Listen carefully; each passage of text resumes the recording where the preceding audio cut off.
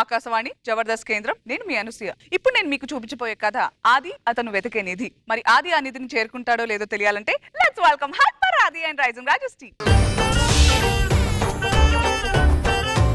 గుసగుసలే గున్నమ్మ వెళ్ళు అన్ని రుసరుసలే కన్నే చూపుల్లో చిటికెడులే చిరు ముద్దుల్లో అన్ని పిడికెడులే పిల్లా సిగ్గుల్లో యాయ సౌందర్య ఇది నిజమా మాయా. అబ్బో కొత్త మూమెంట్లు అంతా ఆది.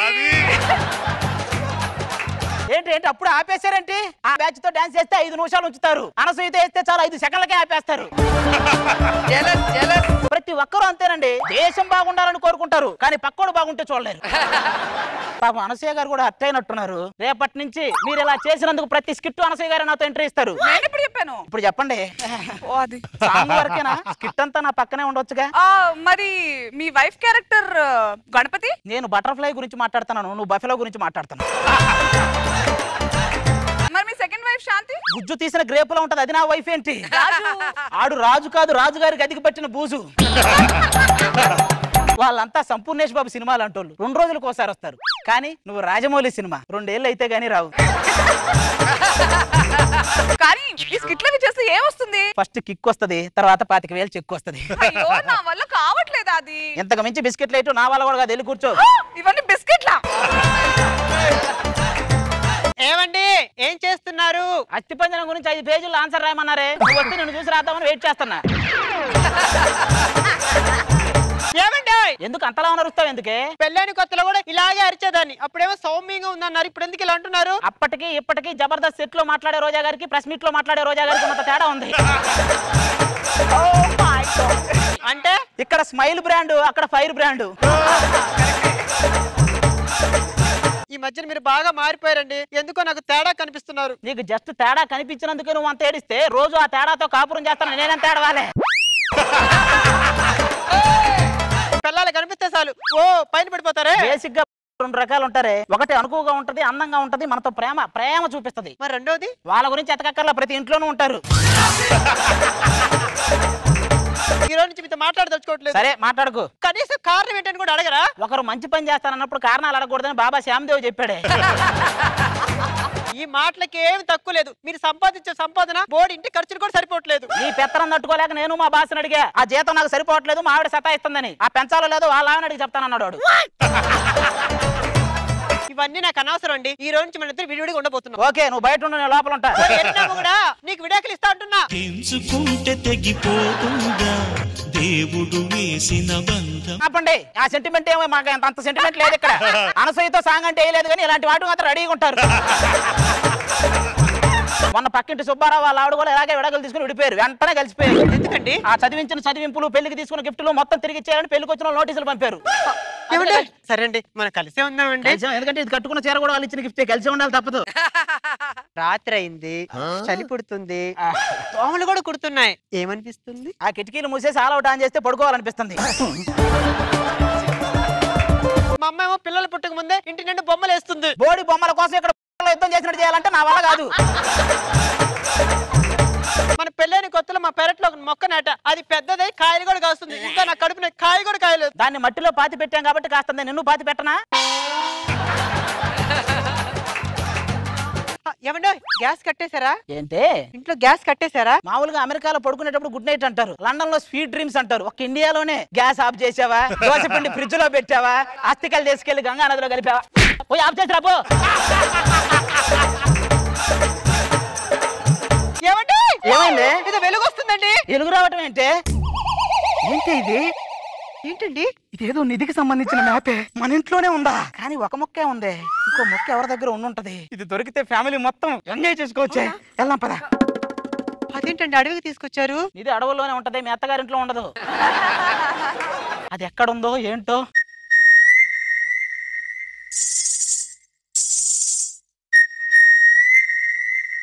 అందమైన మనసులో ఇంత అలజడెందుకో, ఎందుకో ఎందుకో ఎందుకో. ఏంట్రా ఇది? లవర్స్ కదండి, రొమాంటిక్ గా తిరిగామన్నమాట. మీరు రొమాంటిక్ గా పరిగెత్తినట్లేదు, నీ ఆక్సిజన్ పైప్ ఏదో వాళ్ళు లాక్కున్నట్టు దానికోసం నువ్వు పరిగెత్తున్నట్టు ఉంది. సంక్రాంతికి ఇంకా టైం ఉంది కదరా, గంగిరెద్ది అంటే అప్పుడే రెడీ అయింది.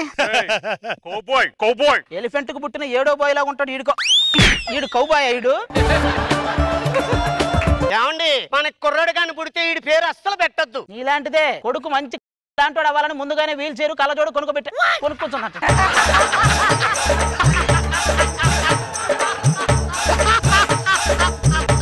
మనం వెళ్ళిపోదాం పద, మనం వచ్చిన పని చూసుకుందాం. ఏమండి ఆ నిధికి సంబంధించిన పత్రం ఉన్నట్టు చూపించకండి. మీ చేతిలో ఏదో ఉంది ఏంటండి? అదే కార్తీక మాసం కదా, అడవిలో అన్నదాన కార్యక్రమాలు జరుగుతాయి, ఇంటి దగ్గర నుంచి ఇస్తారు తెచ్చుకున్నట్టున్నాడు. ఇది కూడా నిధి మ్యాపేనే అంటే? అవునండి, మేము 10 సంవత్సరాల నుంచి ఈ మ్యాప్ పట్టుకొని తిరుగుతున్నాం. 2వ మ్యాప్ ఎక్కడుందో దొరకలేదండి. ఓసి పిచ్చి ముక్క, 2వ ముక్క నా దగ్గర ఉంది. హంసల దీవి. అమ్మయ్య, కానీ హంసల దీవిలో ఎక్కడుందో తెలియాలంటే ఇంకో ముక్క కావాలి మనకి. ఏంటి ఇంకో ముక్క కావాలా? అదండి వెళ్దాం. శంకర్ దాదా MBBS.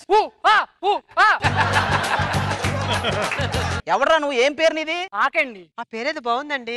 వాడు ఆకు, నువ్వు టేకు, బానే ఉంది. మీరు మా దొర అనుమతి లేకుండా వచ్చారు, మిమ్మల్ని నిప్పుల మీద నిలబెడతా. ఎక్కువ మాట్లాడితే ఆ బల్లెం మీద కూర్చోబెడతా. వాడిని ఉన్న పిలు పని చెప్తా, ఆగు.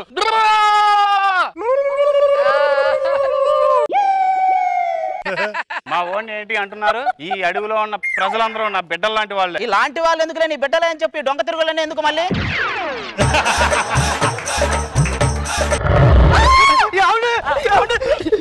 ఓసిని మీరు మృగరాజం తప్పించుకొని కాట్రాజు దగ్గరికి వెళ్ళి వాడు ఇంకా డేంజర్ దానికంటే. అవును, ఇంతకీ మీరు ఎందుకు వచ్చారు? అంటే మా దగ్గర 2 మ్యాపులు ఉన్నాయి, ఇంకొక ముక్క దొరికితే. దొరికేస్తుంది. 3వ మ్యాప్ నా దగ్గర ఉంది. హంసల దీవి మల్లెపూల వీధి. నీకు కరెక్ట్ మ్యాపే దొరికిందిరా.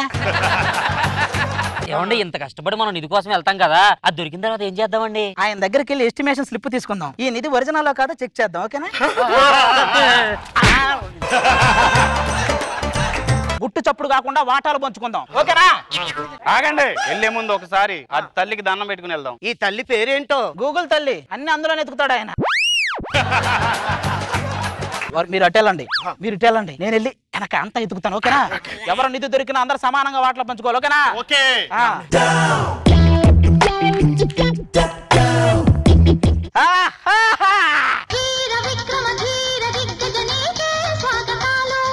మెల్లిగా. ఏంటండి ఇది? ఏంటండి? ఇక్కడ ఏదో లెటర్ ఉంది. వీడి పేరే నిధి, వీడిని బాగా చదివించి ప్రజాప్రతినిధిని చేయండి. వీడికి నిధి అని పేరు పెట్టావంటే? అరే నీ కొడుకు వాడు, నువ్వు చేసిన మేము ఈ పత్రాలన్నీ ఎత్తుకొని ఊరంతా తిరిగి ఎడకు ఏదా బల్లె మీరా ఆ బల్లె.